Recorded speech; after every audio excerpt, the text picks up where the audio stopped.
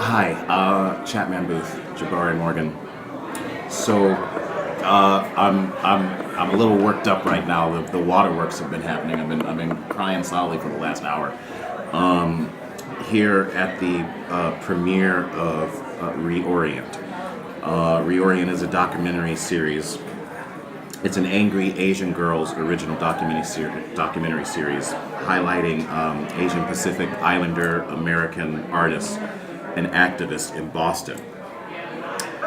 The film was directed by Kate Bartel, and this series aims to challenge the single narrative representation of Asian Americans in art and media through the three subjects of the film: poet and designer Ricky Orng, I don't know how to pronounce the young man's last name, activist and artist Dahn Bi Lee Hong, and singer-songwriter Hazy. That's Haezy. So I want to tell you a little bit. The premiere has happened. It's happened at this teen program, this school, the Castle Square Tenants Organization here on Tremont Street. And we're going to get a couple of minutes with the director. She's kind of going through a receiving line right now. And the young woman who directed this film, Kate Bartel, she's a teacher, she's an educator, she's a poet, she's young, she's in her 20s. And I came to this program thinking, wow, it's going to be so amazing for me to come here and watch this film done by these amazing and talented young people. Like when I got here in my head, they were the young people, not realizing that it was at the school that she taught at, and that I was going to see the teenagers that she teaches to embrace themselves, their variety, and to insist that they have a story to tell. It should be told, and using film is a great way to tell it. Now, the tagline to my show, the show that you're watching right now, is Chatman booth. Everyone has a story, and I want to hear every one. The underrepresentation that they speak of and speak to, well, it's powerful, it's important, it needs to be heard. Okay, so Kate Bartel's work is largely centered around identity politics, in-betweenness, social critique. Kate is mixed-race Thai American. She was born in Los Gatos, California. She lives in Boston. She teaches film here and photography to high school age youth. Now, her intention as an artist and an activist is to create spaces for marginalized voices. Here come the waterworks. It's to create spaces for marginalized voices, specifically queer women of color. Now, she's a co-founder of Angry Asian Girls. You gotta look that up right now on Instagram, on Facebook. And Angry Asian Girls is an art collective dedicated to empowering Asian Pacific Islander American femmes. I'm going to tell you a little bit more about this Angry Asian Girls collective here.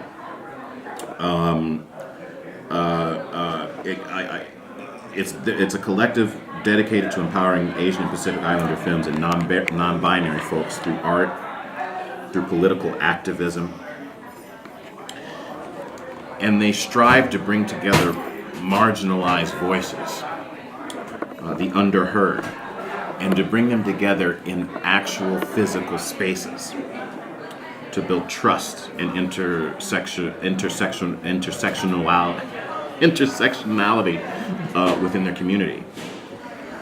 So Angry Asian Girls sponsored, they're a proud sponsor of the film Reorient.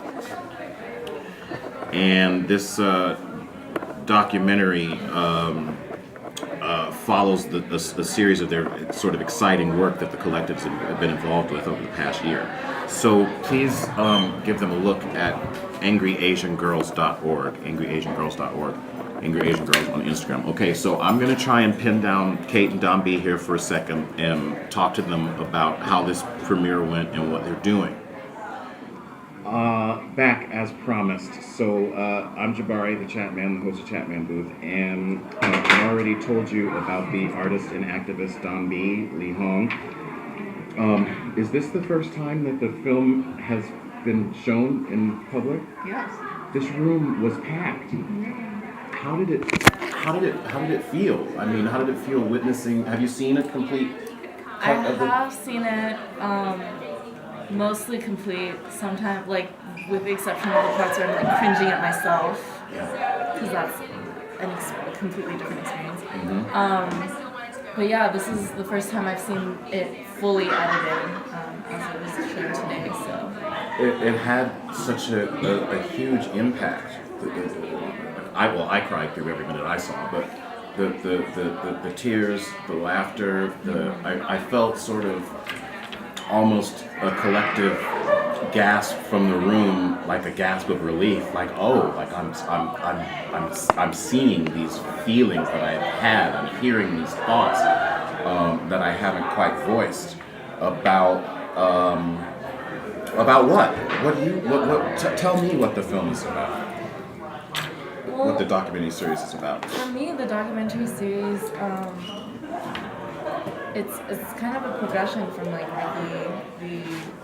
the artist turned political, understanding his narrative in like a greater context, and then moving into like Hazy, who sees herself fully as an artist, and then me, who sees myself not as artistic at all, but more as like political, and like how we kind of approach that spectrum and try to approach a more fuller experience of our own existences. And I think that when Kate and I were up there on the panel tonight, like we had this moment where we were just clutching each other's hands and tearing up because it happened. Like she is that Asian American female director that Connie was talking about, and she was able to like really bring that vision to life and really bring everyone together. And this is the beginning of what we hope to do for Angry Asian Girls, and like really bringing people together into physical spaces and be able to gauge their reactions and their energy, and to see like elderly grandmothers come into the space and then just be like engaging with young people, and to just share that space and that experience together. And I think that it's been a really amazing process, and I'm so honored to be part of it. I'm so glad that you're here. I'm honored to have seen it, and just how old are these teenagers that are here? They're in high school. You got 15, 14, 16, 17-year-old kids seeing Asian American Islander Pacific people on screen, on the big screen. On like, screen. And it's you like, didn't have that. I did not have that. I didn't have a viewpoint, like the gap that I was talking about in my portion of the documentary is like this gap, right? Like between being a high school student and seeing and where I was then, in whatever consciousness I had, like I wanted to be able to actualize things and bring change, but I didn't know how to do that, and I didn't know what that looked like, and I didn't know what that intermediary step was between me and my dad, who had a fully functioning nonprofit organization that was already organizing people. He'd been doing this for years, right? And so like if he wanted to throw an event like this, he had like a whole list of people. Who do we call for posters? Who do we call for like lighting, mics? Like we all already know how to do that. And so when they were putting on events like this, I was just like, I don't know where to start. I don't know what the task list is. I don't know like who to contact for things.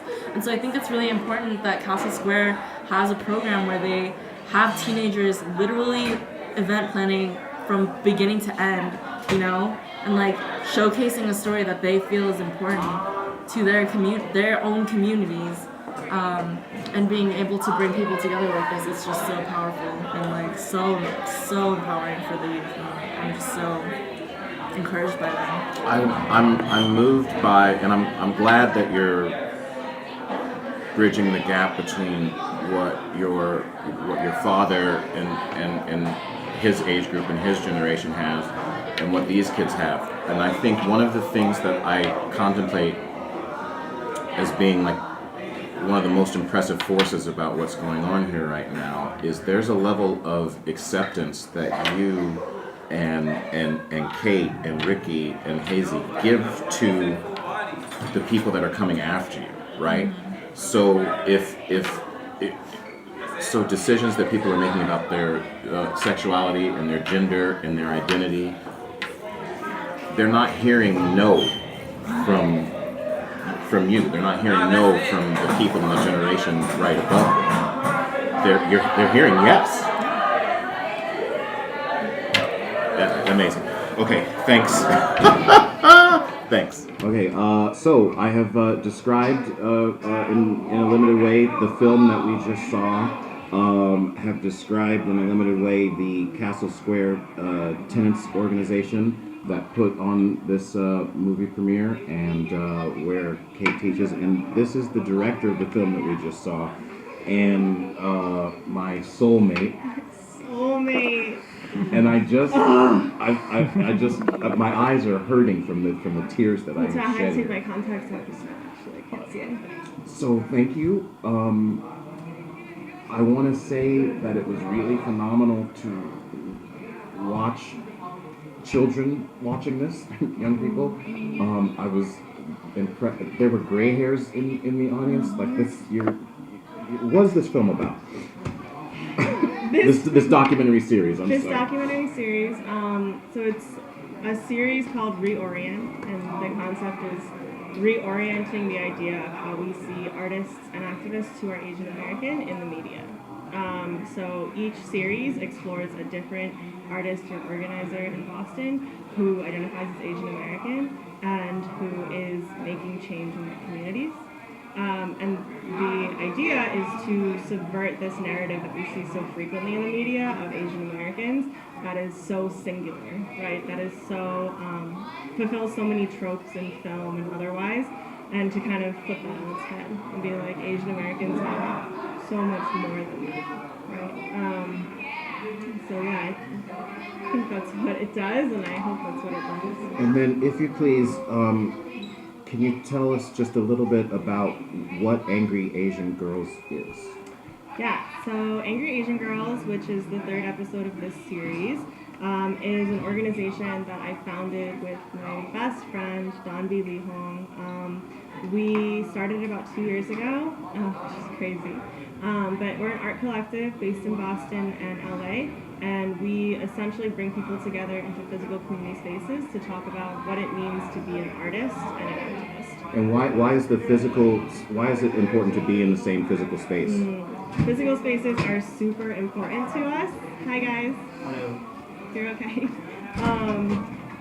Physical spaces are super important to us because we really feel that a lot of organizing takes place nowadays on social media, which is awesome, and it's definitely like how we've reached so far, and how our apparel, which is shirts that say Angry Asian Girls, have created so many waves for us and so much visibility, which is wonderful.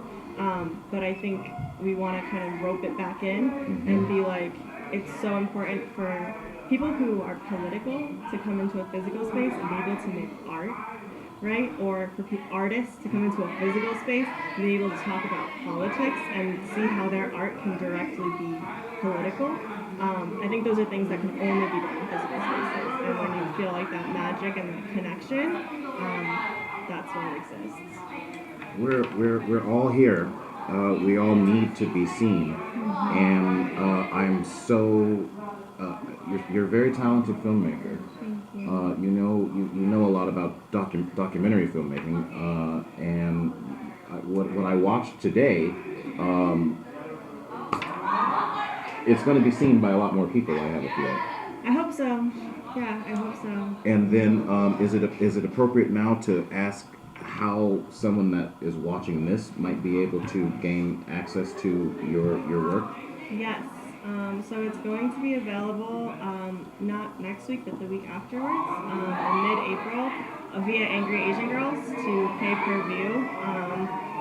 And there'll be links and everything. So you can follow Angry Asian Girls on Instagram or Facebook, and the handle is just Angry Asian Girls. Congratulations. I'm still This is maybe the third or fourth show of mine that I filmed here. I'm still outrageously nervous, and it's been years since I've been regularly on camera. I feel like I've forgotten how to do it, and this is exactly what I came here for. Was to see your face and hear your voice. And again, congratulations. I'm really proud that you are mentoring and looking after everyone that is coming after you, and then dragging people like me into the future where I belong. So, thank you. I love you. I love you too. Will you please come to the studio Yes. And do an interview with I us? will, Okay, great. absolutely. It's really nice to have you here as my mentor and my constant inspiration. Seeing what I've learned from you and what I take from you and bring to these young people is really powerful. Important, powerful work. Everybody has a story, and we need to hear each and every one. This is how peace is made. Exactly. Yeah. Through this kind of love and honesty and openness and unabashed expression of the truth. You're not cruel about it. Your truth is love. Okay, thank you very much. Chatman Booth, we'll see you soon. If you don't know, you should know. So, before I moved to Boston, did I have a young Asian American protege, friend, love, like Kate? No. And after having known her for almost a couple of years and becoming aware of every part of her story, I now have a more complete picture of my own humanity. And I can very clearly see our differences and celebrate them,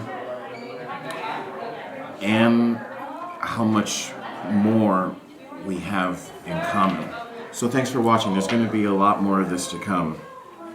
And please, it's flashing on the screen right now, but please find the film on Angry Asian Girls and give it a view. It's a tremendously wonderful glimpse into a life that you're either living or that you should know about. Into lives. All right. We'll see you soon. Thanks. On location at Castle Rock Tenant Square Association on Tremont Street in Boston. This is Chatman Booth.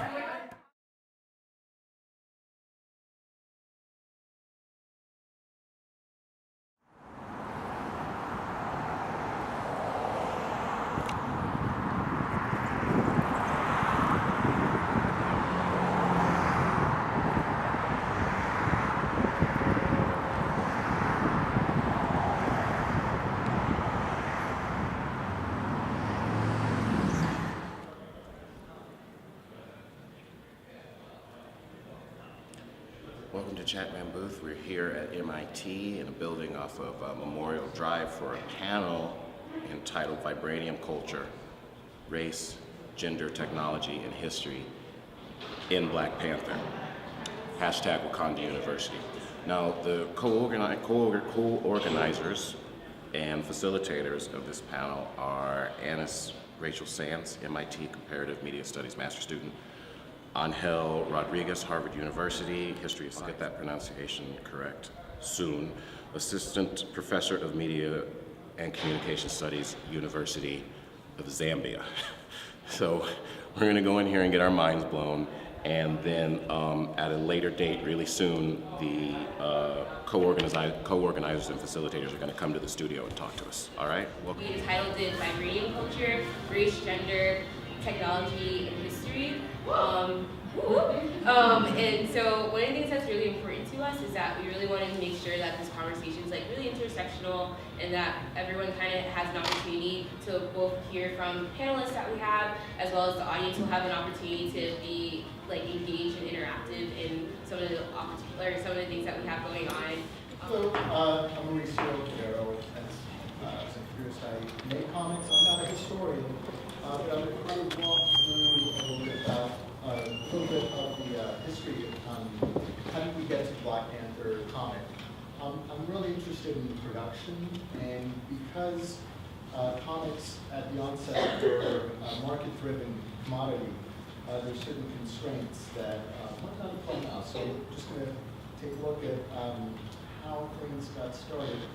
So I want to start, before there was Black Panther, with Black representation in comics. And I go back to 1937 to Jackie Owens. So she was quite a self-starter, very independent woman who just went to a publisher and said, hey, look, I want to work for your newspaper, and began covering different beats. So this was the Pittsburgh Courier in 1937, and already I messed up this slide a little bit. Can you hear back there? Just making sure people can hear. Are you able to Yeah. hear? Okay. You can hear back there? Yeah? Sort of? Maybe stay Okay. project. Yeah.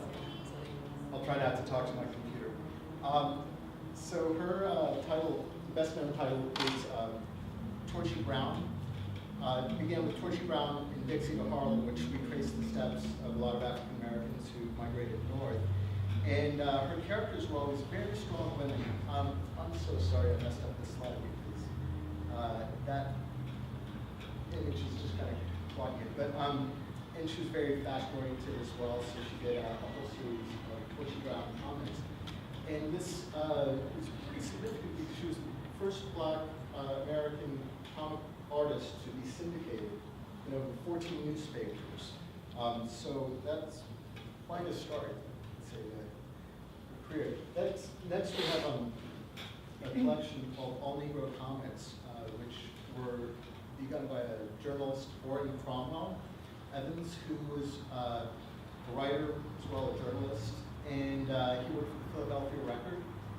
And he decided to put together a group of artists and writers to write stories about African Americans with an African American perspective.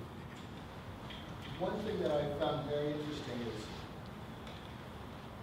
this is 1947, about 20 years before Black Panther, and one of the main stories that appeared in All Negro Comics was Lion Man, who was a very scientifically adept student who had gone back to Africa to protect a mountain that had a very interesting ore inside it called uranium. Not mine. Close, good guess. So I just thought it was kind of an interesting parallel, and I wonder if Stan Lee had picked up one of these in his time. And generally, really wonderful, positive message. Then we go to something a little more problematic for me, at least, is jungle action. So Atlas Comics, 1954, puts out a collection of jungle stories. So you can see as these images come up, there's just a little problem with their version of the jungle. And Ozar, Jungle Boy, Leopard Girl, it's all fine, and just not quite African at all. And one of the other things I think is like really important to kind of touch on is like the shifting relationships between Killmonger and T'Challa, and the way in which I think a lot of people are very critical of the way that the Wakandans were treating Killmonger, and they kept referring to him as a foreigner. And so one of the things I thought about when I was like unpacking myself was just thinking about there's a large gap between the African experience or the continental African experience and people on the Black Atlantic experience on this side of the Atlantic. And I think a lot of it is like a misconception or a misunderstanding of their own identities. And one of the things that I really kind of tie on is thinking about the Black Atlantic identity as a part of this like syncretic Blackness, where you're kind of bringing together your cultural identities from that are being on this side of the Atlantic. So you have European, you're interacting with so many different ethnicities and races, and then you have on the African continent, there are so many different ethnicities and migrations happening as well, but there's a disconnect that happens when you have people who are interacting with each other and not really getting the opportunity to have the discourse. And this was like a conversation we had on the last at the last Black Panther discussion, but I just really just kind of wanted to like unpack a lot of different things at once. And so you can, I don't know, you can challenge my perspective, but I'm opening it up to the floor.